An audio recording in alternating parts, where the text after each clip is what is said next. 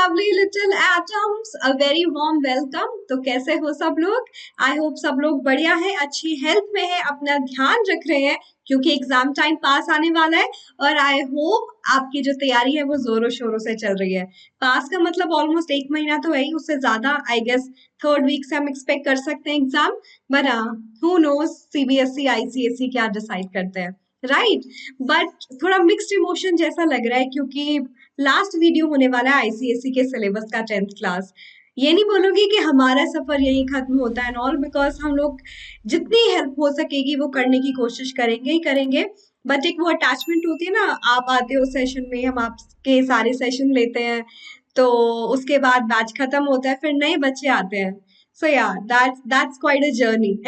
So do let me know how you all are feeling, and Anubha ma'am is there to help you again. Organic chemistry का part 2 करेंगे आज। Part 1 हम already कर चुके हैं। Chapter थोड़ा बड़ा था, इसीलिए उसको 2 पार्ट में डिवाइड कर लिया कि आपके लिए भी पढ़ना आसान हो जाएगा और मेरे लिए भी बोलना आसान हो जाएगा। ठीक है, तो कितने एक्साइटेड हैं आप, मुझे जरूर बताइए, और कैसा लग रहा है आप लोगों को। तो उसी के साथ मैं आप लोगों की कमेंट जरूर पढ़ूंगी, कमेंट्स में जरूर बताना है और अनुभा मैम को सपोर्ट करना है, और सपोर्ट करने के लिए इस चैनल को सपोर्ट करना है। लाइक करना जरूर मत भूलिएगा इस वीडियो को, क्योंकि आप लाइक करेंगे तो बाकी लोगों को भी रेकमेंड होगा, ताकि सबकी एटलीस्ट सारे आईसीएसई 10th क्लास के बच्चे आसानी से हेल्प ले सकेंगे। आपको शेयर करना है दोस्तों के साथ के भाई लोग अनुभव मैम आ गई है, उनका वीडियो देखने का और यहाँ से पढ़ाई करने का सब मक्खन की तरह क्लियर हो जाएगा। ठीक है, और चैनल को सब्सक्राइब कर लेना, because if you do so सारी हेल्प आपको यहाँ से जितनी पॉसिबल हो सकेगा जरूर मिलेगी।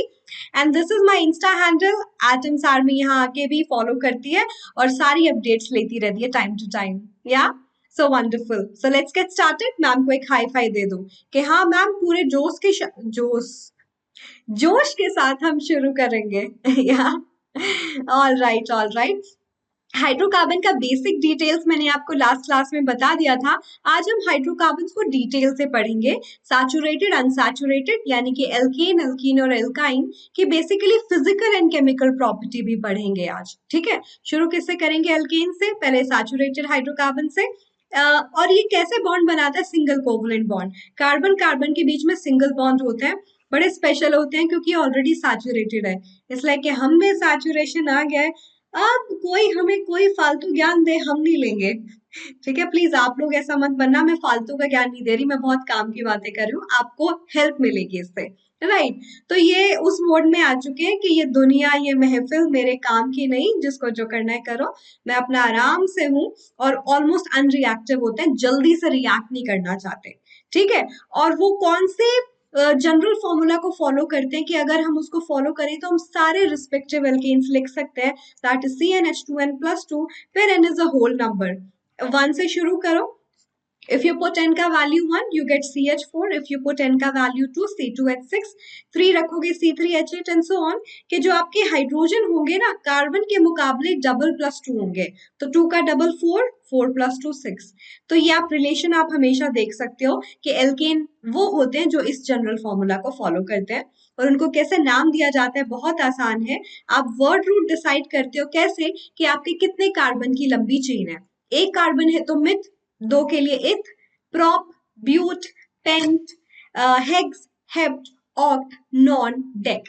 इस तरीके से आपके 10 कार्बन आप लिख सकते हो, और आते हैं तो अनडेक, डो डेक, इस तरीके से चलता चला जाता है।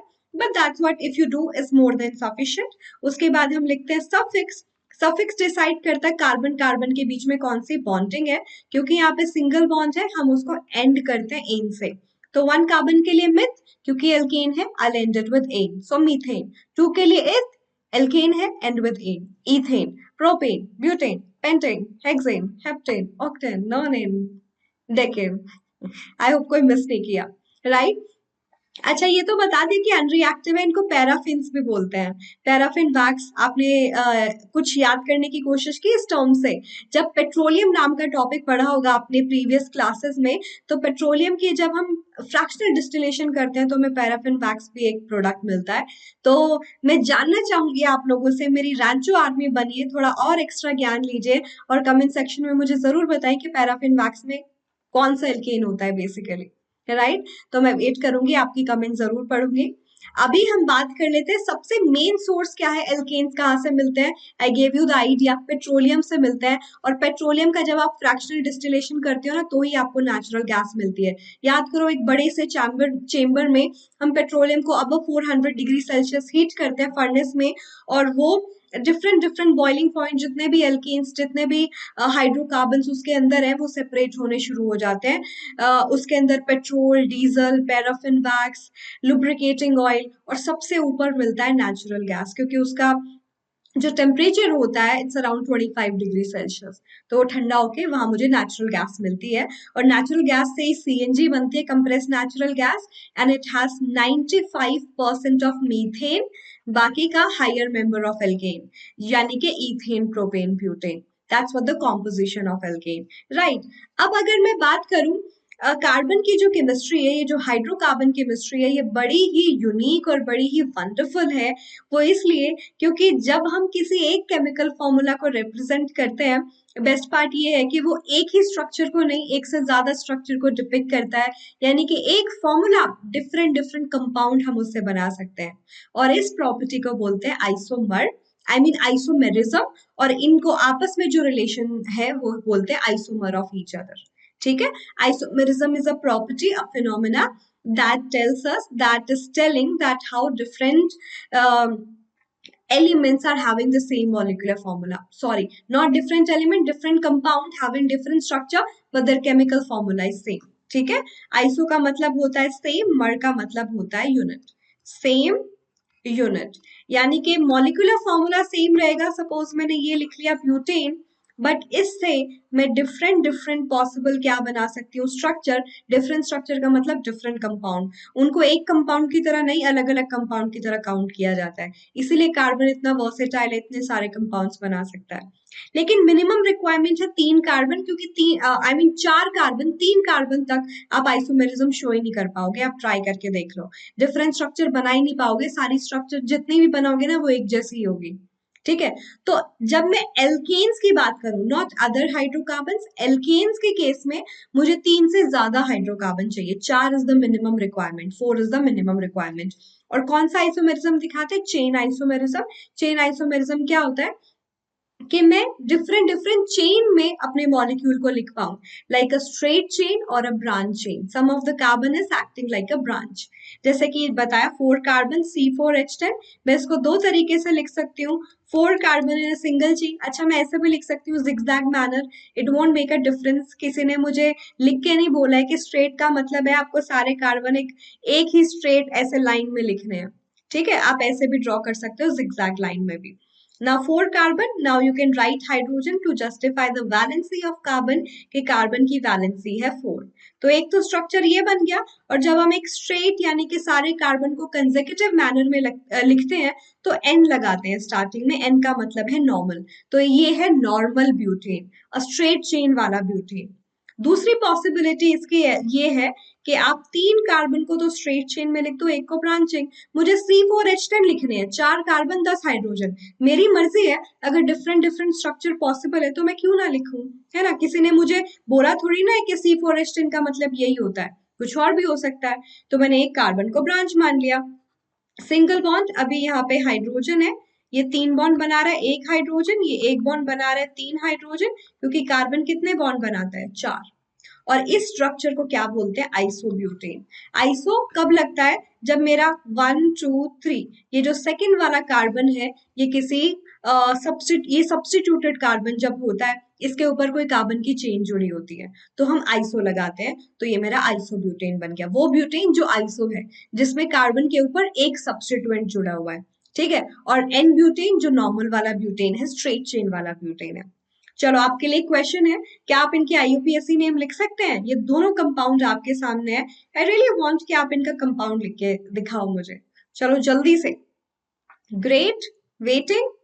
एन ब्यूटेन, नॉर्मल ब्यूटेन बोलोगे चलेगा, एन फॉर नॉर्मल वो बताता है, इतना टेंशन लेने की कोई बात नहीं है।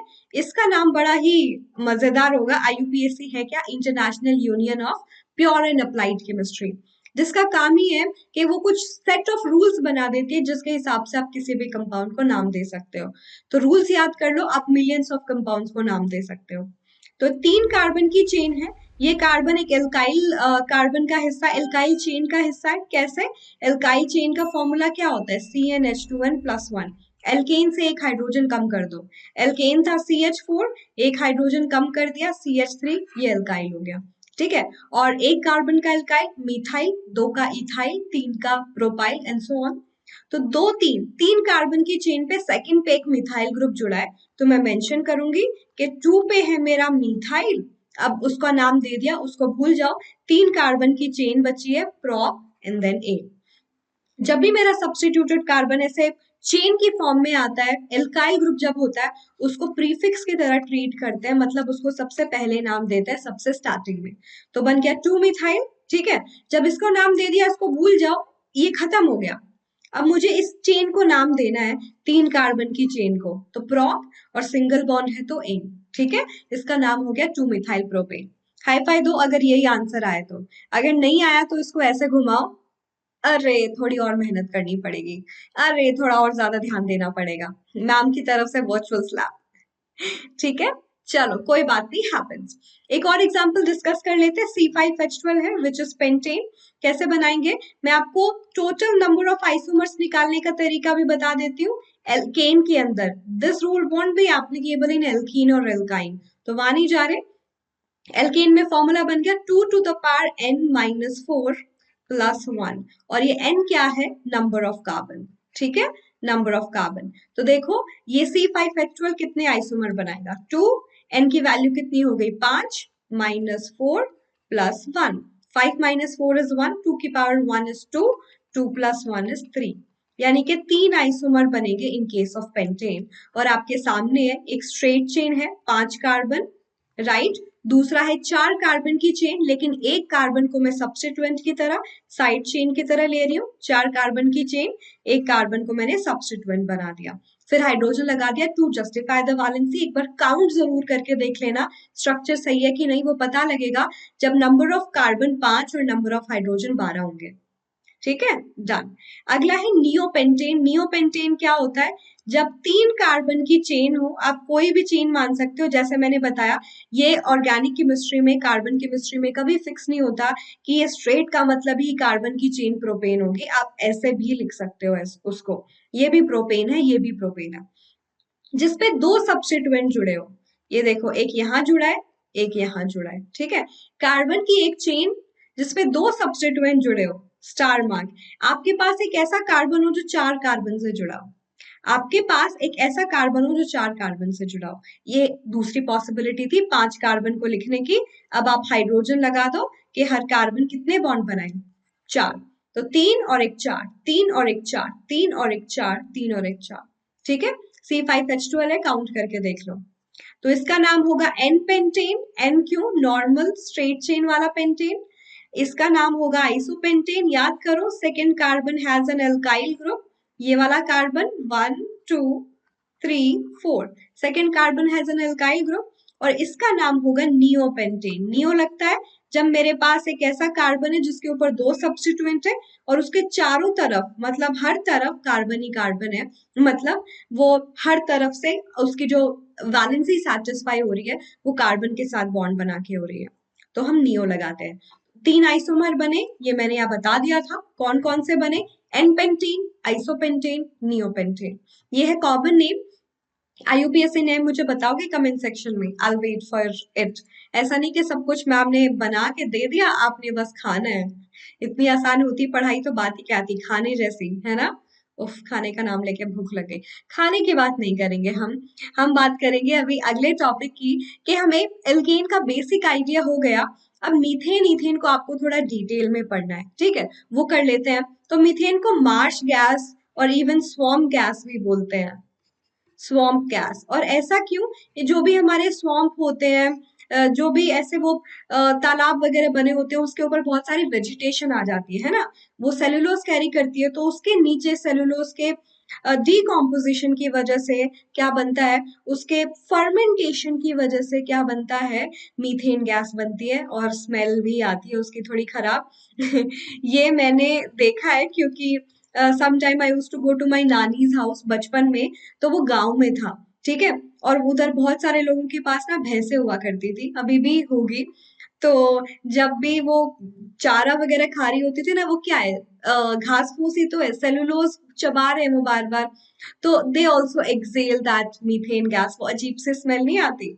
हाँ, that's because of the methane gas, right. और ये देखो हमारे लिए भी है, it's contained in the intestinal gases, समझ गए ना, and in the blood of animals and human beings. Okay. Cavity in coal contain 90% methane. It's called fire dump. तो कोल के अंदर जो कैविटी, जो फ्री स्पेस होता है, उसके अंदर भी मीथेन होता है। ओके, पहले मीथेन की बात करें और कैसे बना सकते हैं, डिस्टिलेशन ऑफ वुड, पीट एंड कोल। वुड पता है आपको, उसका डिस्टिलेशन करने का मतलब, डिस्ट्रक्टिव डिस्टिलेशन, हम हीट कर रहे हैं in the absence of air, you can collect your methane gas. Even peat and coal, peat is a type of coal, मतलब ये प्रोडक्ट आपको मिलेंगे। Peat is a very poor quality of coal, I hope you know that, ये तो पता ही है आपको। It occurs to the extent of 10 to 20% along with methane, and I'm talking about ethane, जिसका फॉर्मूला है ये। जहाँ मीथेन होती है, थोड़ी बहुत ईथेन भी होती है, दोनों भाई भाई है या भाई बहन है, दे लाइक साथ में रह लेते हैं, कोई बात नहीं, तुझे ज्यादा क्रेडिट नहीं मिलेगा बट तू साथ रह सकता है, ये वाली बात है। स्ट्रक्चर की बात करते हैं, methane molecule is three dimensional, 3D structure होती है कि एक कार्बन है और बाकी के जो 4 हाइड्रोजन जो जुड़ने हैं सिंगल बॉन्ड बना के, वो एक टेट्राहेड्रन में जुड़ते हैं। टेट्राहेड्रन लाइक डायमंड वाला जो स्ट्रक्चर होता है, कुछ कुछ ऐसा कि अंदर एक कार्बन था, उसको 4 कार्बन से जुड़ना है, और आपको पता है कि उसके लिए पूरा 3 डायमेंशनल ज्योमेट्री चाहिए, वरना मैं ड्रॉ नहीं कर सकती पूरा 3D स्पेस, ऐसे कुछ बनता है इसमें, राइट। तीनों उसको स्पेस चाहिए कि ये जो कार्बन के साथ हाइड्रोजन जुड़े हैं, एक उसी प्लेन में है, एक मेरी तरफ है, ये वाला इधर, ये उधर पीछे है, और ये आपकी तरफ है, ठीक है, यानी कि पूरा स्पेस चाहिए। ये कार्बन, ये हाइड्रोजन उसके इधर, ये हाइड्रोजन एक इधर, एक हाइड्रोजन मेरी तरफ, एक आपकी तरफ, ऐसे पूरा 3 डायमेंशनल टेट्राहेड्रन स्ट्रक्चर होती है। और जब टेट्राहेड्रन स्ट्रक्चर होती है तो और ये जो बॉन्ड एंगल है कार्बन और 2 हाइड्रोजन के बीच का, ये जो एंगल है 108.7 होता है, जनरली 109 होना चाहिए, बट ये जो बॉन्ड है that's made up of electron, इनमें थोड़ी सी रिपल्शन भी होती है, इस बात का भी ध्यान रखना, ये और ये रिपेल करेंगे, ये और ये रिपेल करेंगे, इसकी वजह से थोड़ा सा बॉन्ड एंगल, जैसे ये रिपेल कर रहा है तो वो इधर पुश कर रहा है, ये रिपेल कर रहा है तो इधर पुश कर रहा है। ये जो बॉन्ड एंगल है ये होता है 109.5 डिग्री। अच्छा, यहाँ पे लिखा भी है 109.5 डिग्री, क्या है ये, बॉन्ड का एंगल। टेट्राहेड्रन जब ज्योमेट्री होती है, ये बॉन्ड होता है इनके बीच में, और इनकी डिस्टेंस कितने पिकोमीटर है कार्बन हाइड्रोजन के बॉन्ड के बीच की, 108.7। सिंगल बॉन्ड है, सिंगल बॉन्ड थोड़ा दूर होता है, डबल में थोड़ा और कम होगी, ट्रिपल में थोड़ा और कम होगी, ठीक है, पिकोमीटर याद रखना, 10⁻⁻12। ऑल राइट, आगे बढ़ते हैं, मीथेन की फिजिकल एंड केमिकल प्रॉपर्टी पढ़ेंगे। कलरलेस गैस है, ऑर्डरलेस गैस है, बोलते हैं बट थोड़ी स्मेल तो आती है। Melting point -183, boiling point -162 degree है। It's negligibly soluble in water, वो इसलिए क्योंकि एक नॉन पोलर कंपाउंड है। तो आई होप पोलैरिटी याद है आपको केमिकल बॉन्डिंग वाले चैप्टर से। नॉन पोलर का मतलब ये जो कार्बन और हाइड्रोजन का बॉन्ड होता है ना, इसमें पोलैरिटी नहीं होती, चार्ज सेपरेशन आ नहीं सकता, इनके इलेक्ट्रोनेगेटिविटी में इतना डिफरेंस नहीं आ सकता कि कोई भी इलेक्ट्रॉन को अपनी तरफ पुल करे और चार्ज सेपरेशन आ सके। तो नॉन पोलर हमेशा नॉन पोलर टाइप के सॉल्वेंट में ही डिजोल्व होंगे। और वाटर होता है एक पोलर सॉल्वेंट, वाटर के एटम के बीच में चार्ज सेपरेशन हो सकता है, तो वाटर में सोल्यूबल नहीं होगा, ऑर्गेनिक कंपाउंड में हो सकता है, जैसे कि मेरा हो गया बेंजीन, अल्कोहल, ऐसे कुछ, ठीक है। Green house effect definitely methane gas show करता है, आपको पता ही है ये। और इथेन की बात करूं, ये भी colourless, odourless and even tasteless है, नॉन पॉइजनस गैस है ये।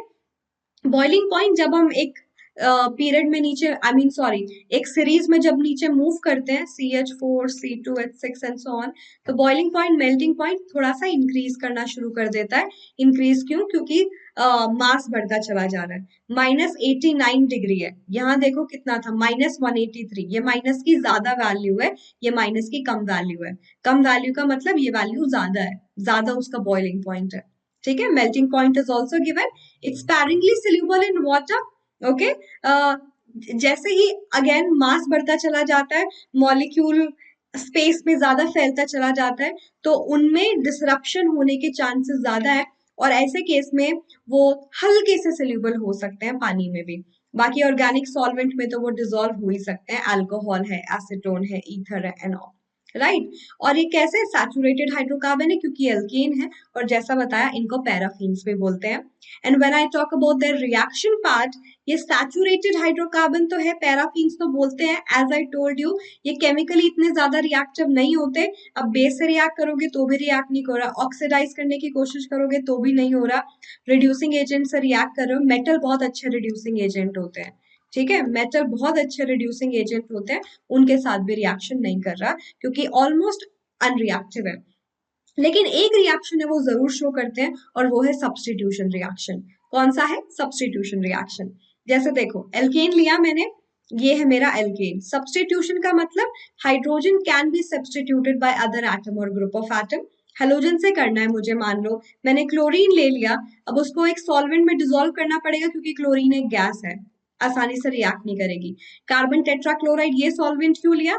नॉन पोलर है, उसको नॉन पोलर सॉल्वेंट चाहिए, और इसको सनलाइट की प्रेजेंस में या बहुत हाई टेम्परेचर आप दोगे तो ये टूट जाएगा और रिएक्ट करने की कोशिश करेगा, कि हाइड्रोजन एक क्लोरीन को लेके चला गया और जगह बन गई, और ये क्लोरीन आके इसको सब्स्टिट्यूट कर रहा है, तो बन गया CH3Cl। बट ये रिएक्शन यहाँ पे स्टॉप नहीं हो सकती, क्लोरीन बहुत ज्यादा रिएक्टिव है, अगर आप एक्सेस में लेते रहते हो तो रिएक्शन चलती रहती है until all the hydrogen is replaced by chlorine, और बाकी हाइड्रोजन कैसे जा रहे हैं? क्लोरीन के साथ HCl बना के, और जो वो फाइनल प्रोडक्ट है वो आपको क्या मिलता है? CCl4, ठीक है, CCl4, राइट। अब इनके नाम आपको बताने हैं, जरा एक बार पढ़ लेते हैं।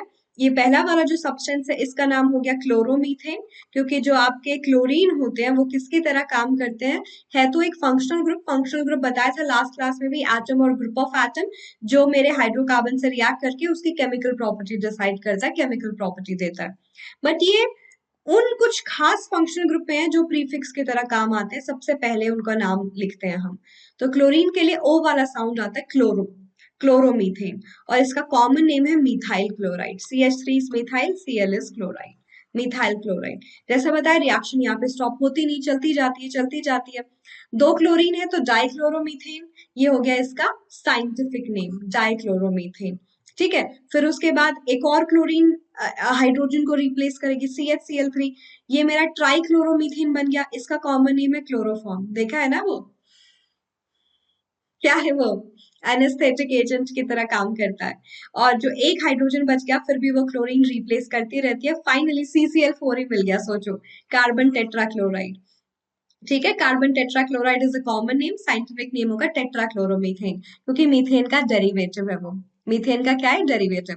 अब जैसे मीथेन ने रिएक्ट किया था वैसे इथेन में रिएक्ट करेगा, इतना क्या डरना, जितने भी सारे हाइड्रोजन है वो क्लोरीन के थ्रू रिप्लेस होते जाएंगे, और इधर भी सारे क्लोरीन आ गए, इधर भी सारे क्लोरीन आ गए, ठीक है। इसको आप हेक्साक्लोरोइथेन भी बोल सकते हो, right. So that's not something that's going to be different. Reaction with oxygen, and यहाँ पे मैं बात करूँ कंबशन रिएक्शन की, कि वो कंबशन कैसे शो करते हैं, यानी कि बर्निंग। और आपको पता होना चाहिए कि जो मेरे हाइड्रोकार्बन से बड़े अच्छे फ्यूल होते हैं, clean a fuel, they burn properly and completely, ठीक है। जैसे CH4 है, मीथेन है, LPG में हम इसीलिए उसको यूज करते हैं, सॉरी CNG में हम इसीलिए उसको यूज करते हैं क्योंकि वो एक क्लीन फ्यूल है। LPG जो हम घर में यूज करते हैं उसमें मेनली ब्यूटेन होता है, and again butane is also like 95% butane, बाकी सब अदर कॉम्पोनेंट्स होते हैं, and that's a saturated hydrocarbon again, right. ये पूरी तरीके से बर्न हो जाते हैं ऑक्सीजन में, CO2 निकालते हैं, वाटर वेपर निकालते हैं, और देते हैं हीट एनर्जी, जिसकी वजह से हम खाना या जो भी हमें काम करना होता है कर सकते हैं। और वो जो फ्लेम निकलती है ब्लू, क्योंकि वो शो कर रहा है कि सारा कार्बन पूरी तरीके से बर्न हो गया है, कंप्लीट कंबशन है। बट अगर कंबशन कंप्लीट नहीं हुआ, जो कई बार होता है कि वो जो होल्स होते हैं ना बर्नर में वो ब्लॉक हो गए, तो जो मेरी गैस आ रही है मान लो उसको प्रॉपर ऑक्सीजन नहीं मिली, उस केस में क्या होता है, इनकम्प्लीट कंबशन, तो आप देखना कि वो आपके जो यूटेंसिल आप रखते हो ना वो ब्लैक होने शुरू हो जाते हैं नीचे से, क्योंकि वो कार्बन पूरी तरीके से बर्न नहीं कर रहा उसके अंदर, और carbon in unburn carbon particle जब आके टकराएंगे ठंडे होंगे तो वो ब्लैक कलर के ही होते हैं। ठीक है, that's the case of butane where you can see that in your home. Just an example to give. तो अगर मीथेन की बात करेंगे वो प्रोडक्ट सिमिलर होते हैं, CO2 gas, water vapour and energy. एक और बात, अगर इनसफिशिएंट सप्लाई ऑफ एयर, बहुत ज्यादा सप्लाई हो गई तो क्या होगा, बहुत ज्यादा आई मीन इनसफिशिएंट सप्लाई हो गई तो क्या होगा, जैसे एक एग्जांपल है, अगर हम उसको बर्न करेंगे तो CO2 नहीं बनेगा, फिर CO बनेगा, विच इज कार्बन मोनोऑक्साइड, और वो बहुत पॉइजनस होता है। ठीक है, आपको पता है जब कहीं आग लगती है तो मोस्टली लोग जलने से थोड़ी ना मरते हैं, वो सफोकेशन से मर जाते हैं, क्योंकि जब चीजें जल रही है उनको प्रॉपर ऑक्सीजन नहीं मिल रही, कार्बन मोनोऑक्साइड बन रहा है, और कार्बन मोनोऑक्साइड एक ऐसा सब्सटेंस है जो हीमोग्लोबिन के साथ बहुत जल्दी, हमारे ब्लड में हीमोग्लोबिन है जिसका काम है ऑक्सीजन को ट्रांसफर करना, उसके साथ बहुत जल्दी कंबाइन होके ये बना लेता है कार्बोक्सी हीमोग्लोबिन। अब ये जो है ये बन गया, ऑक्सीजन सारे ब्लड के सेल में गई नहीं, ब्रेन तक भी नहीं गई, ऑक्सीजन गई नहीं तो इंसान मर जाएगा, उसको सफोकेशन होगी, उसको ऑक्सीजन नहीं मिली। ठीक है, ये मैकेनिज्म होता है। ओके, अब है कि further insufficient supply of air, के मैंने और भी सप्लाई कम कम कम कर दी, तो क्या होगा, अगर मैं इतनी कम सप्लाई दे रही हूँ ऑक्सीजन की तो कार्बन बर्न होगा ही नहीं अच्छी तरीके से, एज एन ऑक्सीडाइज नहीं होगा, सिर्फ कार्बन की फॉर्म में, और यहाँ पे H2O मिल गया। और ये कार्बन के सूट्स पार्टिकल है जो हम कलेक्ट कर सकते हैं, suits particle black soft velvety, ये जो पार्टिकल है इनकी हेल्प से हम प्रिंटिंग इंक और टायर में जो वो कलर और स्ट्रेंथ आती है, that is also because of that carbon content, तो उसमें भी हम डाल सकते हैं। मेक सेंस, ये बात समझ में आई एवरीवन? कुछ ऐसा डिफिकल्ट तो नहीं था, मुझे अच्छे से पता है आपको याद हो जाएगा जब आप ढंग से बैठ के प्रैक्टिस करेंगे। एंड वेदांतु है, वेदांतु है तो क्या डर है, आपके सारे डाउट होंगे यहाँ पे सॉल्व, और वो कैसे, क्योंकि वेदांतु के प्लेटफॉर्म में आपको मास्टर टीचर्स के साथ साथ क्लास टीचर्स का सपोर्ट मिलता है टू आस्क योर डाउट्स, और सारे कॉन्सेप्ट क्लियर हो जाएंगे। There is a crash course that's going on, आप इसको ज्वाइन कर सकते हैं और अपना सारा टर्म 2 का एक सोल्यूशन सारे 6 सब्जेक्ट का ले सकते हैं, physics, chemistry, mathematics, biology, English and SST, with proper assignments and notes, और आपके टेस्ट भी होंगे जिसके वजह से आप एक प्रॉपर मॉक टेस्ट पेपर भी होंगे, आप प्रॉपर रिवीजन कर सकते हैं, और रिवीजन की वजह से 4 चांद लग जाएंगे आपकी प्रिपरेशन में है ना। और ये जो बैच है 24 जैन को शुरू हुआ है, तो बहुत लेट नहीं हुआ है, कुछ क्लासेस ही हुई है, तो आप इसको ज्वाइन कर सकते हो। ऑल राइट, और आप कैसे ज्वाइन करेंगे, लिंक है डिस्क्रिप्शन बॉक्स में, उसको ओपन करके AG Pro अप्लाई करना है। जरा मैं दिखाऊं कहाँ है, ये देखिए, organic chemistry one shot video, क्या पोज है, एक मिनट, दिख रहा है ये इसी का पार्ट 1, और ये डिस्क्रिप्शन बॉक्स होता है, इसको ओपन किया और यहाँ देखो ICSE crash course full syllabus, इस पे क्लिक करके आपको मिलेगा।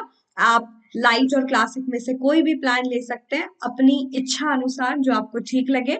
बस क्लासिक में एक एडिशनल फीचर है, that is doubt solving on mobile app, जो एग्जाम टाइम का सबसे इंपॉर्टेंट फीचर होता है कि भाई मुझे बहुत सारे डाउट आ रहे हैं लेकिन सॉल्व कैसे हो वो, तो आप डाउट ऐप पे जब लिखोगे विद इन 20 मिनट्स आपको सोल्यूशन भी मिल जाएगा। That's the खासियत of classic, and the best part is you can even try for 15 days. अब 15 days बहुत कम लग रहा है ना, मैं गारंटी दे रही हूँ, आपने AG Pro लगाया है तो आपको 15 डेज एक्स्ट्रा भी मिलेगा, तो ये आप 30 दिन के लिए पे कर रहे हैं for all the 6 subjects, preparation, assignments, notes, sessions. क्या मतलब, it's a good deal right, and it will really help you also, तो you should not miss it, right? मुझे पता है आप नहीं मिस करेंगे, ऐसी अपॉर्चुनिटीज कौन मिस करता है। चलिए, तो देखते हैं आप में से कितने लोग हमारे वेदांतु का हिस्सा बनते हैं। We will really really wait for you all. और उसी के साथ अगला टॉपिक पढ़ते हैं अभी, अनसैचुरेटेड हाइड्रोकार्बन का। अनसैचुरेटेड जिसमें कार्बन कार्बन के बीच में डबल या ट्रिपल बॉन्ड होता है, ये अनसैचुरेटेड है, लाइक हमारा नहीं भरा है अभी, हम अभी भी अनसैचुरेशन शो कर रहे हैं, मतलब हम में एडिशन पॉसिबल है। मैम आप ज्ञान दे रहे हो, हम ले लेंगे, हम ज्ञान ऐड कर सकते हैं, अभी हम अनसैचुरेटेड है क्लास में, और ये रिएक्टिव भी बहुत है, रिसेप्टिव है चीजों को लेने के लिए। तो अनसैचुरेटेड हाइड्रोकार्बन बहुत ज्यादा रिएक्टिव है, इनका फ्री फॉर्म में थोड़ा एग्जिस्ट करना मुश्किल ही होता है, इसीलिए राइट। इनको ऑलिफिन्स बोला जाता है। सबसे पहले एल्कीन की बात कर लेते हैं। ऑलिफिन्स का मतलब जो ऑयल बनाते हैं, ठीक है। बहुत सारे जो हम घर में भी जो ऑयल खाते हैं ना वो मोस्टली एल्कीन से होते हैं, ठीक है, अनसैचुरेटेड फैट, राइट। तो ऐसा नहीं कि सिर्फ एल्कीन होते हैं, और भी ग्रुप जुड़े होते हैं, बट मैं इन जनरल बता रही हूँ आपको।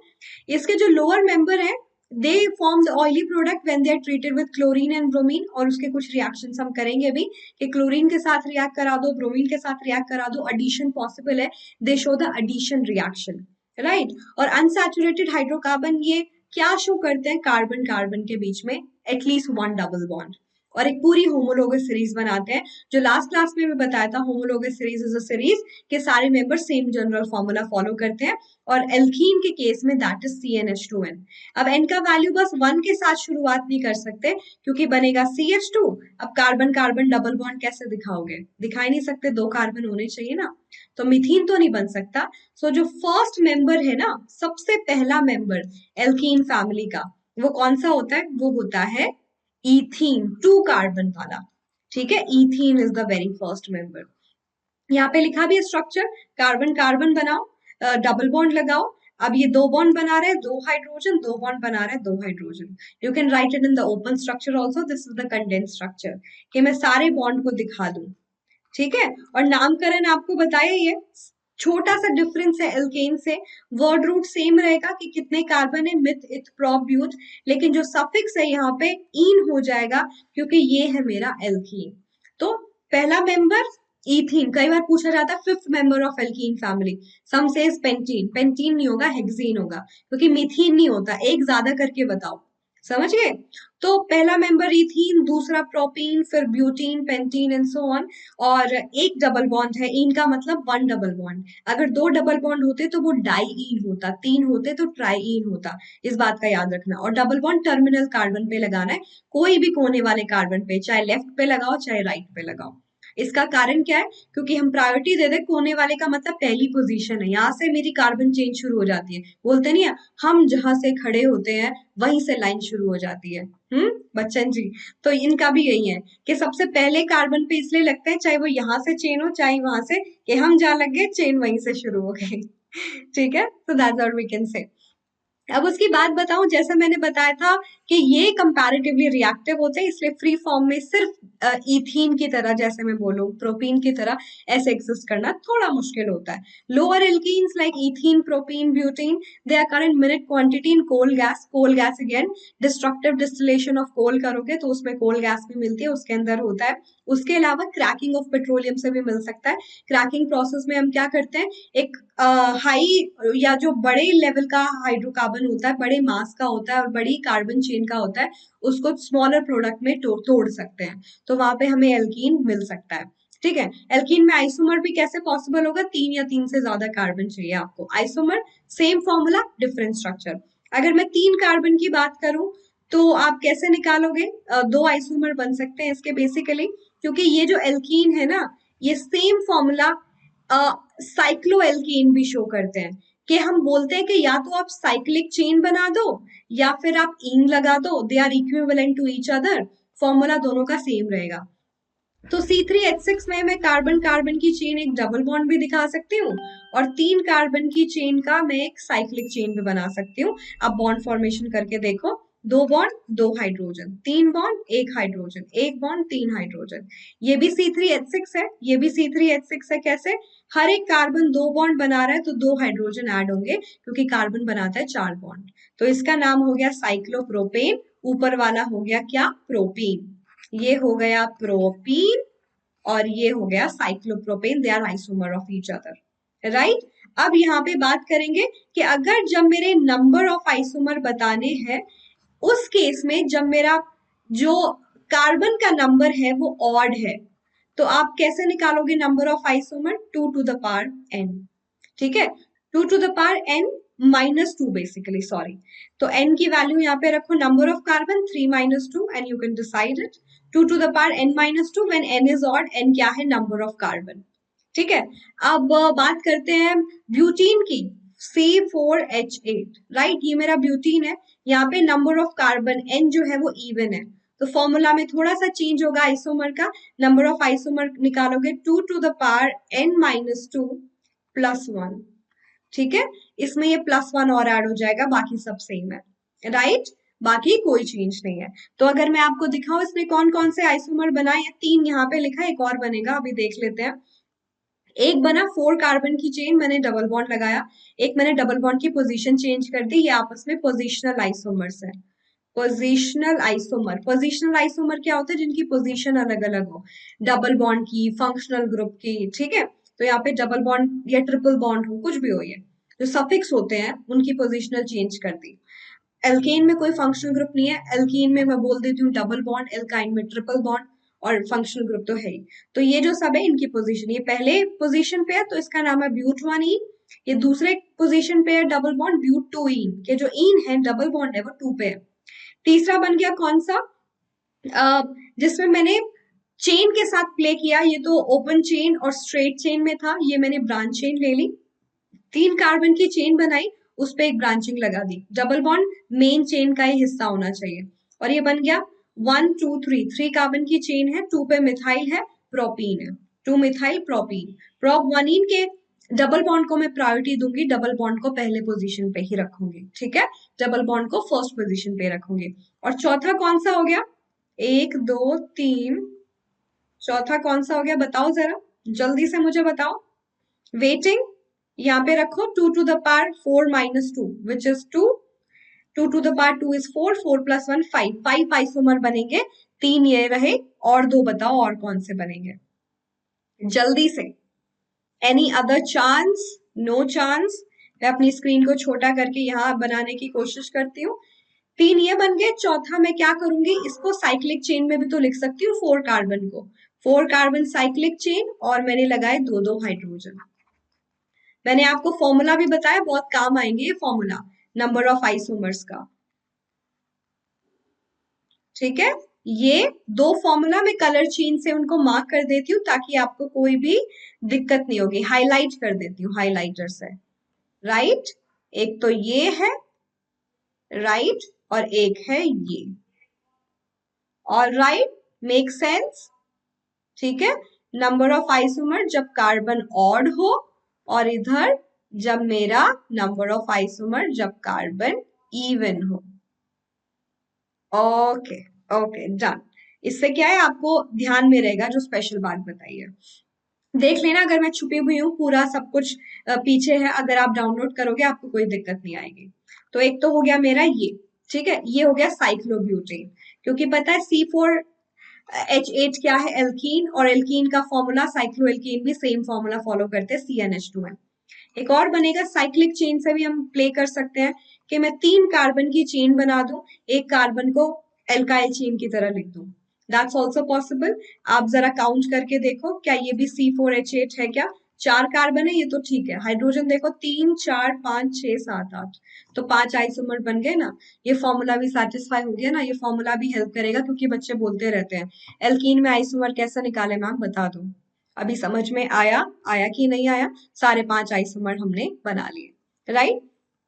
अब देखो जरा, यानी कि कौन कौन से आइसोमर पॉसिबल थे, अभी हमने देखा एल्कीन में चेन आइसोमर, चेन के साथ प्ले किया, स्ट्रेट चेन और ब्रांच चेन। दूसरा पोजिशनल आइसोमेरिज्म, जिसमें पोजीशन के साथ प्ले किया, डबल बॉन्ड की पोजीशन को पहले फर्स्ट पे रखा था जो दूसरे पे रखा है, ठीक है। तो ये 2 टाइप के आइसोमेरिज्म पॉसिबल होते हैं। अब एल्कीन में इथीन जो है सबसे इंपॉर्टेंट है, जो आपको जानना है। तो एल्कीन का पहला मेंबर है, ये तो आपको याद होना चाहिए, इसमें तो कोई दो राय नहीं है कि पहला मेंबर है एल्कीन फैमिली का। और कहाँ प्रेजेंट है, अगेन नेचुरल गैस में, CNG। सबसे ज्यादा तो मीथेन है, बट थोड़ा सा इथीन भी होता है अपार्ट फ्रॉम अदर, बट बहुत ही कम क्वांटिटी में होता है ऑनेस्टली स्पीकिंग, राइट। अभी आप देखो, अगर मैं बात करूं इथीन की, ये एक प्लांट हार्मोन भी होता है, और जब भी आपका ये जो बनाना इतना राइप करता है ना, that is because of that ethene gas they are releasing, और वो हेल्प करता है उनको पकने के लिए। कभी आपने देखा है, मैंने कोई DIY वीडियोस में देखा था कि कुछ फ्रूट्स वगैरह ऐसे कुछ राइपन नहीं थे, उन्होंने एक राइप टोमेटो को उसके पास रख दिया और वो पक गया। तो ये वही है कि बहुत सारे जो एनिमल हैं उनमें ये गैस रिलीज एनिमल सॉरी बहुत सारे जो ये प्लांट्स हैं वो ये गैस रिलीज करते हैं, प्लांट हार्मोन की तरह उनकी राइपनिंग प्रोसेस में उनकी हेल्प करते हैं, ठीक है। आई वंडर अगर एनिमल रिलीज करें तो मुश्किल हो जाएगी। एनिमल राइप हो रहे हैं, ओह गॉड। नहीं, हम ग्रो करते हैं बेसिकली, वो बात अलग है। अनुभा मैम तो छोटू मैम है आपकी। चलो स्ट्रक्चर देखेंगे इथीन की, जैसे एल्केन में हमने मीथेन का देखा था। इथीन की स्ट्रक्चर है ये, obviously carbon carbon double bond है, और डबल बॉन्ड, अब ये हर एक कार्बन 3 बॉन्ड बना रहा है, आपको दिख ही रहा है ये 3 बॉन्ड नहीं बना रहा, 3 एटम से जुड़ा हुआ है। कि जब अनसैचुरेशन क्यों है उसमें, सैचुरेशन होती है कार्बन का 4 अलग अलग एटम से या 4 सेम एटम से जुड़ना, 4 मैक्सिमम एटम के साथ जुड़ सकता है, बट यहाँ पे कार्बन कितने के साथ जुड़ रहा है, 1 2 3 एटम के साथ जुड़ रहा है। बॉन्डिंग कंप्लीट है, टेट्रावैलेंसी फॉलो कर रहा है वो अलग बात है, बट आप देख रहे हो 1 2 3 एटम के साथ जुड़ रहा है बेसिकली वो, इसलिए अनसैचुरेशन है। कि आप एडिशन शो कर सकते हो ताकि वो 4 4 एटम के साथ जुड़ जाए और यहाँ पे सिंगल बॉन्ड आ जाए, सैचुरेशन आ जाए, एडिशन पॉसिबल है। इनके बीच के बॉन्ड एंगल की बात करूं 121.3 डिग्री, ये वाला जो बॉन्ड एंगल है, ठीक है। और 133.9 पिकोमीटर, अच्छा पिको होता है 10⁻⁻12, ओके, ये याद रखना, बहुत छोटी यूनिट है। ओके, छोटे नंबर को किसी से मल्टीप्लाई करते हो वो और छोटा हो जाता है, आई hope you remember that, right. तो ऐसे उसकी बॉन्डिंग है 1 2 3 4, हाइड्रोजन के साथ तो हमेशा सिंगल बॉन्ड बनते हैं, कार्बन कार्बन के बीच में डबल बॉन्ड बनना चाहिए।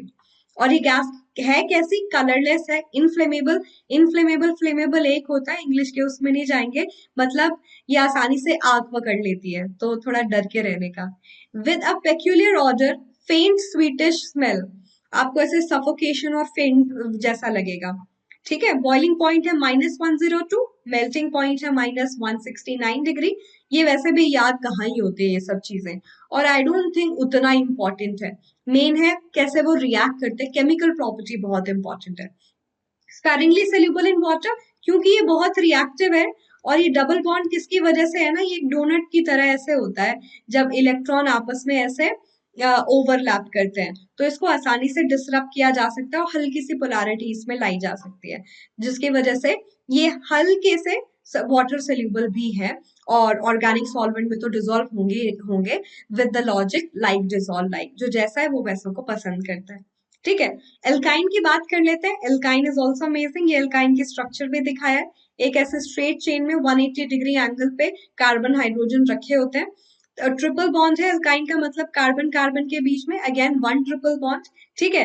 सबसे पहला मेंबर कौन सा होगा ये जरा आप मुझे बताओ, इसमें अगेन n का वैल्यू 1 पॉसिबल नहीं है, फॉर्मूला में चेंज होके CnH2n-2, alkane CnH2n+2, alkene CnH2n, and alkyne is CnH2n-2।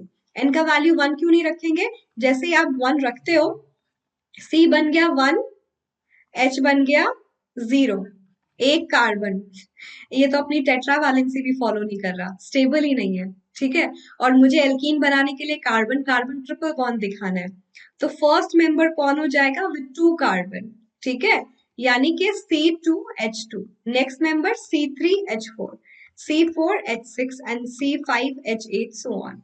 याद रखना ये सब होमोलोगस सीरीज बनाते हैं, कंसेक्यूटिव मेंबर में CH2 ग्रुप का डिफरेंस होगा। स्ट्रक्चर कैसे होगी, 2 कार्बन के बीच में ट्रिपल बॉन्ड लगाओ और हाइड्रोजन उसी 180 डिग्री एंगल पे उसको रखा होता है। अगेन उसके बाद 3 कार्बन है, अगेन जब भी ट्रिपल बॉन्ड या डबल बॉन्ड दिखाना होता है टर्मिनल पोजीशन पे दिखाते हो, कि हम जहां पे खड़े होते हैं लाइन वहीं पे शुरू हो जाती है। 3 एक हाइड्रोजन, ये 4 बॉन्ड बना रहे हैं, नो हाइड्रोजन ये 3 बॉन्ड बना रहा है, दिस इज प्रोपीन, ठीक है। इसी तरीके से beauty, not propene, propyne basically, 2 carbon के लिए इथ एंड ट्रिपल बॉन्ड के लिए आइन, ethyne, it has a common name which is very famous, क्योंकि कई बार वो पूछ लिया जाता है। इथाइन को हम किस और नाम से बुलाते हैं, एसिटाइलिन या एसिटिलीन, जैसे भी आप प्रोनाउंस करना चाहो, ये वाला, ओके, ये वाला द फर्स्ट वन, अगेन कोई कंफ्यूजन आपको होनी नहीं चाहिए, ये वाला है। वाह, रेड कलर, ये तो नहीं पता था मुझे, इसका भी कलर चेंज हो जाता है। चलो उसके बाद आगे बढ़ते हैं। यस, तो ये इस तरीके से सारे मेंबर बता सकते हैं, फिर से याद रखना उसी बात को, कि जो मेरी एल्काइन फैमिली का फर्स्ट मेंबर है वो इथाइन है, तो फिफ्थ क्या हो जाएगा, हेक्साइन, समझो एक ज्यादा करके बताना है। एल्काइन विद 3 और more carbon can form isomer, again मान लो C3H4 है तो इसका आइसोमर बन सकता है, कैसे, ये सेम जो फॉर्मूला है दैट इज CnH2n-2, ये फॉर्मूला साइक्लोएल्कीन भी फॉलो करेंगे, साइक्लोएल्केन नहीं लिखा मैंने, साइक्लोएल्कीन लिखा है, ठीक है। तो ये या तो आप 3 बॉन्ड लगा दो या 2 बॉन्ड लगा के एक बॉन्ड को कॉम्प्रोमाइज करके साइक्लो लगा दो। डबल में भी एक बॉन्ड को कॉम्प्रोमाइज किया था, एल्केन बनाया था, तब साइक्लो बना था। ठीक है, तो ये दोनों फॉर्मूला फॉलो करते हैं, मैं बना के दिखाती हूँ। 3 carbon and then triple bond लगा लो, उसके बाद यहाँ पे एक हाइड्रोजन, ये 3। उसके बाद अगला है साइक्लिक चेन बनाऊंगी मैं 3 कार्बन की। उप्स सॉरी, इसको ठीक कर देते हैं, जस्ट अ मिनट। हो गया। एंड अभी दूसरा स्ट्रक्चर लिखेंगे। 3 कार्बन की चेन, एक डबल बॉन्ड लगा दो, बैलेंस करो, यहाँ पे 2 हाइड्रोजन, ये 3 बॉन्ड बना रहा है, एक हाइड्रोजन, ये 3 बॉन्ड बना रहा है, एक हाइड्रोजन, ये भी C3H4 है। इसका नाम हो गया साइक्लोप्रोपीन, और इसका नाम हो गया 3 कार्बन के लिए प्रोप, ट्रिपल बॉन्ड के लिए आइन, प्रोपाइन। ठीक है, प्रोपाइन एंड साइक्लोप्रोपीन, राइट। और इसी तरीके से ब्यूटाइन के भी आइसोमर बना सकते हो। इसका ऐसा फॉर्मूला उतना डिटेल में नहीं पढ़ेंगे, number of isomer and all, that's not needed. ठीक है, तो इसी तरीके से ब्यूटाइन के भी फॉर्मूला बना सकते हो। सबसे इंपॉर्टेंट जो आइसोमर दिखाते हैं वो होते हैं पोजिशनल आइसोमर या पोजिशन आइसोमर्स। ये पोजीशन ऑफ ट्रिपल बॉन्ड आप चेंज कर सकते हो। ठीक है, जैसे कि ब्यूटाइन में 4 कार्बन है, पहले कार्बन के साथ ट्रिपल बॉन्ड लगा दो या दूसरे के साथ लगा दो, यानी कि ब्यूट 1 आइन और ब्यूट 2 आइन। आइन के आगे 1 या 2 मतलब आइन की पोजीशन, ट्रिपल बॉन्ड की पोजीशन मैं बता रही हूँ। पहला वाला ब्यूट 1 आइन, दूसरा वाला ब्यूट 2 आइन, right, positional isomers. All right, now let's talk about the ethyne या फिर एसिटिलीन का प्रॉपर्टी। फर्स्ट मेंबर है, अनसैचुरेटेड है डेफिनेटली, फ्री स्टेट में नहीं मिल सकता। क्यों नहीं मिल सकता? क्योंकि बहुत ज्यादा रिएक्टिव है। इलेक्ट्रॉन डॉट स्ट्रक्चर आपके सामने है, इसी को बस मिमिक करके लिख दो। एक कार्बन को कितने बॉन्ड बनाने? 4। हाइड्रोजन कार्बन के साथ एक इधर, 3 इधर। हाइड्रोजन हमेशा सिंगल बॉन्ड बनाता है, याद रखना। तो हाइड्रोजन एक इलेक्ट्रॉन क्यों शेयर करता है? ताकि उसका डुप्लेट रूल पूरा हो जाए। कार्बन कितने शेयर करेगा? 4, ताकि उसका ऑक्टेट पूरा हो जाए। किसी दूसरे कलर से दिखा देते हैं। खुद के पास 4 है, 5वां यहां से ले रहा है, 3 इस कार्बन से ले रहा है, तो ये कार्बन भी बोलेगा कि मैं भी तुझसे 3 लूंगा। ठीक है, तो इस तरीके से शेयरिंग हो जाती है। 2 इलेक्ट्रॉन शेयर हुए आपस में, सिंगल बॉन्ड, 2 इलेक्ट्रॉन शेयर हुए, सिंगल बॉन्ड, 6 इलेक्ट्रॉन शेयर हुए, that gives a triple bond. That's how the structure of acetylene और इथाइन कैन बी रिटन। अगर मैं अब इसकी बात करूं, ये देखो distance, triple bond 120.3 picometer, single bond 106। आप बोलोगे सिंगल बॉन्ड की कम है मैम, पिकोमीटर है ना, जैसा बताया था 10 टू द पावर -12, बहुत छोटे नंबर से मल्टीप्लाई कर रहे हो, तो ये डिस्टेंस बेसिकली ज्यादा है, ये डिस्टेंस कंपैरेटिवली कम है। ठीक है, क्योंकि जब बॉन्ड बनता है सिंगल से डबल से ट्रिपल, एटम पास आते चले जाते हैं। ये जो एंगल है 180 degree, right.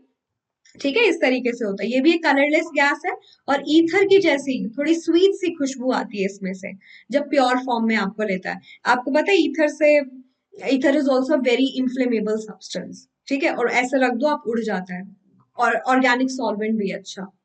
Negligible soluble in water but highly soluble in organic solvent, lighter than air, air से हल्का है। इथाइन की बात करूं, इट्स जनरली गैस, तो गैस तो उससे हल्के होंगे ही होंगे। Liquefy at -84 degree Celsius, boiling point है -75, है ना, माइनस, सॉरी एक सेकेंड, हाँ -75 डिग्री। सबसे इंपॉर्टेंट बात है ये, और वो है कि मैं एल्कीन और एल्काइन की आपको केमिकल प्रॉपर्टी बताऊं, इससे क्वेश्चन आ सकता है उनकी केमिकल रिएक्शन से वो कैसा कैसा शो करते हैं। ये बहुत ही इंपॉर्टेंट है, hydrogenation. Hydrogenation is a sum of hydrogen and ation, यानी कि हाइड्रोजन का एडिशन। गैस को ऐड करना इतना आसान नहीं होता। हाइड्रोजन को जब भी ऐड करोगे उसको कैटलिस्ट चाहिए, निकल, प्लैटिनम, पैलेडियम, इनमें से कोई भी डाल दो। ये जब आप डालते हो ये अपना सरफेस प्रोवाइड करता है हाइड्रोजन को टू एड्सॉर्ब, ताकि जब भी रिएक्ट करे आसानी से रिएक्ट कर सके। एड्सॉर्प्शन सरफेस फिनोमेना होता है, एब्सॉर्प्शन पूरे बल्क का फिनोमेना होता है। ठीक है, सिर्फ सरफेस पे आगे जुड़ गए, निकल के सरफेस के, ये निकल का सरफेस था, हाइड्रोजन ऐसे आके जुड़ गए, और जब चाहिए आसानी से रिएक्ट कर लेंगे। और रिएक्शन कैसे होगी अगर मैं आपको बताती हूँ, यहाँ पे हम कर लेते हैं कार्बन कार्बन डबल बॉन्ड, ये हम दोनों इथीन और इथाइन या एल्कीन और एल्काइन सबकी रिएक्शन अभी पढ़ रहे हैं। Overall I can say unsaturated hydrocarbon की रिएक्शन बढ़ रहे हैं। ठीक है, तो हाइड्रोजन हाइड्रोजन आया, अनसैचुरेशन था, ये बॉन्ड टूट सकता है सैचुरेशन लाने के लिए, क्योंकि कार्बन 3 एटम से जुड़ रहा था, मैक्सिमम 4 से जुड़ सकता है। एक इससे जुड़ जाएगा, इधर एक इससे, और 4 से जुड़ने पे सैचुरेशन आ गया। तो 3 बॉन्ड पहले थे, एक और आ गया सिंगल, क्योंकि कार्बन तो 4 ही बॉन्ड बना सकता है ना, कार्बन चौथा बॉन्ड हाइड्रोजन के साथ बना रहा है। यानी कि इस प्रोसेस में मेरा इथीन कन्वर्ट हो गया इथेन में, यानी कि मेरा अनसैचुरेटेड हाइड्रोकार्बन कन्वर्ट हो गया सैचुरेटेड हाइड्रोकार्बन में। ठीक है, किसमें कन्वर्ट हो गया, एक सैचुरेटेड हाइड्रोकार्बन में। ये बहुत ही इंपॉर्टेंट प्रोसेस है, और इसी की हेल्प से हम अनसैचुरेटेड ऑयल जो हम घर में यूज करते हैं उससे फैट बना सकते हैं, vegetable fat, vegetable ghee, I must say cheap source of the animal fat, animal ghee जो होता है, वेजिटेबल घी भी बना सकते हैं, बट टेस्ट में उतना अच्छा नहीं होता। डालडा नाम से बिकता भी है मार्केट में, अच्छा होता है, मतलब थोड़ा चीप सोर्स है, राइट। तो हाँ, ये एक एग्जाम्पल आपके सामने। सेम तरीके से इथाइन भी रिएक्ट कर लेगा, ये तो और बल्ले बल्ले, इसके पास तो ये तो सिर्फ 2 एटम से जुड़ रहा है, इसके पास तो 2 और आने की चांस है। पहले एक टूटा, एक हाइड्रोजन यहाँ एक यहाँ, फिर दूसरा और टूटा, एक हाइड्रोजन यहाँ एक यहाँ, और सैचुरेशन आ गया, है ना, सिंगल बॉन्ड आ गया, और उसमें 2 हाइड्रोजन और जुड़े हर एक एटम पे, यानी कि तब तक चलता रहता है जब तक सैचुरेशन ना आ जाए, और इथाइन किस में कन्वर्ट ना हो जाए, इथेन में, राइट, हाइड्रोजनेशन, हाइड्रोजन का एडिशन। ओके, ये एकदम क्लियर है, इसमें कोई टेंशन की बात नहीं है, राइट। चलो फिर, ये रिएक्शन बहुत ज्यादा इंपॉर्टेंट है, और ये इंपॉर्टेंट इसलिए है क्योंकि इसको हम टेस्ट फॉर अनसैचुरेशन की तरह यूज करते हैं, कि मेरे सब्सटेंस में अनसैचुरेशन है, ट्रिपल बॉन्ड या डबल बॉन्ड है, और वो ब्रोमीन वाटर टेस्ट है। It's like a halogenation, halogen का एडिशन। और वो कैसे हो रहा है मैं आपको बताती हूँ, स्क्रीन को छोटू किया क्योंकि यहाँ पे मुझे लिखना है। ये मेरा एल्कीन है मान लो, अनसैचुरेटेड है, एडिशन शो करता है। मैंने ब्रोमीन वाटर लिया, ब्रोमीन वाटर मतलब ब्रोमीन का सोल्यूशन, ठीक है। तो ब्रोमीन का कलर क्या होता है, रेडिश ब्राउन। तो मेरे पास क्या था, एल्कीन था, एल्कीन का सोल्यूशन पड़ा हुआ था, और वो कलरलेस था। इसके अंदर मैंने ये रेडिश ब्राउन कलर का लिक्विड डालना शुरू किया, ड्रॉप बाय ड्रॉप। ब्रोमीन का काम क्या है, हेलोजिनेशन, यानी कि हाइड्रोजन का एडिशन, ब्रोमिनेशन, ब्रोमीन का एडिशन। एक यहाँ के जुड़ जाएगा, एक यहाँ, ये बॉन्ड टूट गया और बना क्या, सिंगल बॉन्ड हो गया। दो दो हाइड्रोजन इनके पास थे, और एक ब्रोमीन आके यहाँ जुड़ गया, एक ब्रोमीन आके यहाँ जुड़ गया, यानी कि ये सब्सटेंस का नाम बन गया डाई ब्रोमो इथेन। ठीक है, और ये भी होता इसमें, इस सब्सटेंस की वजह से जो रेडिश ब्राउन कलर है वो डिसअपियर हो गया। ये जो रेडिश ब्राउन कलर था ब्रोमीन का वो डिसअपियर हो गया, क्योंकि वो यूज हो गया रिएक्शन के साथ, आई मीन एल्कीन के साथ रिएक्ट करने में। रिएक्शन कंप्लीट, कलर गायब। तो हम बोलते हैं कि जब भी ब्रोमीन के साथ मेरा एल्कीन रिएक्ट करता है, reddish brown colour of the bromine that disappear, ये ब्रोमीन वाटर टेस्ट पॉजिटिव को शो करता है, जो कि बाकी सैचुरेटेड सब्सटेंस नहीं कर पाते, क्योंकि वो ब्रोमीन के साथ ब्रोमिनेशन, एडिशन ऑफ ब्रोमीन कर ही नहीं पाते, तो उसका कलर इम्पैक्ट सेम रहता है। आपने डाला ड्रॉप, वो रिएक्ट ही नहीं किया, वो नीचे बैठ गया, रेडिश ब्राउन कलर गया ही नहीं, ठीक है, यहाँ पे चला जाता है, डिसअपियर हो जाता है, क्योंकि रिएक्शन पॉसिबल थी, राइट। तो this is like a bromine water test, and reddish brown colour जब डिसअपियर हो रहा है तो मतलब मेरा अनसैचुरेशन है, अगर नहीं हो रहा तो नहीं अनसैचुरेशन, मे बी सैचुरेशन है, सिंगल बॉन्ड है, रिएक्ट करना ही नहीं चाहता ब्रोमीन, जगह ही नहीं है उसके पास, राइट। सेम आप इथाइन में भी हेलोजिनेशन कर सकते हो, एडिशन ऑफ हेलोजन। मैंने इथाइन ले लिया और मैंने क्लोरीन डाला, CCl4 सॉल्वेंट है, लाइक डिजोल्व, लाइक आपको पता ही है, क्योंकि ये नॉन पोलर है, वो नॉन पोलर सॉल्वेंट में ही डिजोल्व होगा, सेम नेचर सेम पोलैरिटी, और वो ऐड होता जाएगा जब तक कि सैचुरेशन ना आ जाए, सिंगल बॉन्ड। तो पहले एक क्लोरीन यहाँ, एक क्लोरीन यहाँ, ट्रिपल बॉन्ड बन गया डबल बॉन्ड, फिर एक क्लोरीन यहाँ, एक क्लोरीन यहाँ, डबल बॉन्ड बन गया सिंगल बॉन्ड। तो हर एक कार्बन के पास एक हाइड्रोजन था, 2 क्लोरीन आके जुड़ गए, ठीक है। इसका नाम क्या हो जाएगा, टेट्राक्लोरो इथेन, है ना, 2 और 2 4 क्लोरीन है, टेट्राक्लोरो ethane, right? That's what the substance that's formed until we reach the saturation, right? Now देखो, acetylene reacts vigorously with chlorine gas in presence of sunlight to give out flames. ये acetylene जो gas है, मेरी ethylene gas है, बहुत ज्यादा reactive होती है। क्या होती है? बहुत ज्यादा रिएक्टिव होती है। तो कभी कभी जब आप एक्सेस ऑफ क्लोरीन से जब उसको रिएक्ट कराओगे सनलाइट में, तो होता क्या है, वो बर्न करनी शुरू कर जाती है। आपको कार्बन के सूट्स पार्टिकल मिलते हैं और HCl मिलता है, यानी कि एक तरीके से उसमें आग लग गई। क्लोरीन के एनवायरमेंट में इथाइलिन सॉरी एसिटाइलिन को आग लग सकती है और ये प्रोडक्ट आपको मिलेंगे। ये कंफ्यूजन आ जाता है एसिटाइलिन और इथाइलिन में। एसिटाइलिन आपके इथाइलिन को आई मीन एसिटाइलिन आपके इथाइन को बोलते हैं। एसिटाइलिन इज इथाइन और इथीन का नाम है इथाइलिन। ये कॉमन इथिथ आ रहा है ना, ऐसे याद कर लो, इथाइलिन कॉमन नेम। कई बार कॉमन नेम से भी क्वेश्चन पूछ लेता है। अब अगर मैं बात करूं कि वो कंबशन कैसे शो करते हैं, तो कंबशन में क्योंकि वो अनसैचुरेटेड हाइड्रोकार्बन है, they don't give the yellow flame, I mean they don't give the blue flame but they give yellow flame. Yellow flame का मतलब अनबर्न्ड कार्बन पार्टिकल आता है, क्योंकि इसमें अनसैचुरेशन है। अनसैचुरेशन का मतलब कार्बन कार्बन के बीच में डबल बॉन्ड है, इसकी वजह से इसमें कार्बन कंटेंट ज्यादा है, हाई कार्बन कंटेंट है। तो जब आप उसको बर्न करोगे ना एयर में, सारा का सारा कार्बन बर्न नहीं होता, some of the carbon will not able to burn completely, और उसकी वजह से होता क्या है उसमें, वो कार्बन के पार्टिकल ग्लो करना शुरू कर जाते हैं और येलोविश फ्लेम देते हैं। ठीक है, और आपका अगर कोई ऐसा सब्सटेंस आप ले कि आप हीट कर रहे हैं, तो वो नीचे से ब्लैक भी होता चला जाएगा। कपूर को जब बर्न करते हो, वो ब्लैक कलर के सूट्स पार्टिकल नहीं देता, येलो फ्लेम देता। That's an unsaturated substance. ऐसे बता भी सकते हो कौन सा सैचुरेटेड है कौन सा unsaturated due to flame test. Saturated blue flame देगा, अनसैचुरेटेड येलो फ्लेम देगा। CO2 निकला, water vapour heat, clean fuel नहीं है, मतलब ये है ना, not a clean fuel. Why? क्योंकि जब आप बर्न कर रहे हो सूट्स पार्टिकल निकाल रहा है वो, राइट? तो ऐसे भी आप उसको बता सकते हो। हाँ, तो कुछ बाकी है? नहीं, सब खत्म हो गया, जितना भी इम्पोर्टेंट पार्ट था वो खत्म हो गया। तो कैसा लग रहा है? हाँ, हाँ, कुछ वर्ड्स में कुछ ना कुछ कभी कभी कंफ्यूजन हो जाती है, इसीलिए मैं सलाह दूंगी कि थोड़ा ध्यान से पढ़ना और बोल बोल के रिवाइज करना, इंपॉर्टेंट रिएक्शंस को लिखना। बाकी मुश्किल तो कुछ नहीं था, क्योंकि ICSE ने भी क्या किया है, कोरोना सिचुएशन चल रहा है, बच्चे स्कूल नहीं जा पा रहे, बहुत बच्चे प्रिविलेज हैं बट बहुत बच्चे नहीं है। तो इसी के लिए यूनिफॉर्मिटी लाने के लिए बहुत सारा सिलेबस रिड्यूस कर दिया है।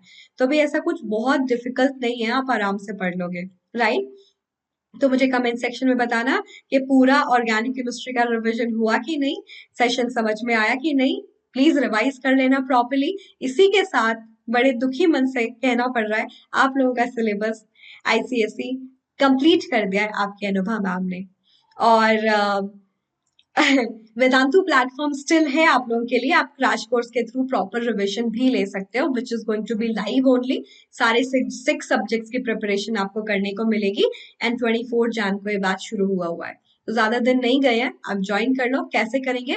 डिस्क्रिप्शन बॉक्स में लिंक है ICSE का क्रैश कोर्स का, उसमें जाके AG Pro लगाना है। ऑटोमेटिकली लगा होता है बट फिर भी कभी लगाना हो तो ये आपको पता होना चाहिए। So thank you so much. देखिए वीडियो के आखिर तक, इतने लाइक्स हो सकते हैं कि नहीं? देखो कितना छोटू सा टारगेट दिया है वैसे। क्यों? क्योंकि ICSE वाले आते ही नहीं है इतनी मेहनत को अप्रिशिएट करने। ठीक है, तो करना, दोस्तों के साथ शेयर करना, लाइक करना मत भूलना और चैनल को सब्सक्राइब जरूर कर लेना अगर आप नए हैं तो। अगली बार मिलेंगे, तब तक के लिए कुछ ना कुछ तो करेंगे, रिविजन करेंगे। तब तक के लिए पढ़ाई करते रहो, रिवाइज करते रहो, सेहत का ध्यान रखो। Take care, bye bye, see you, हास्ता ला विस्ता।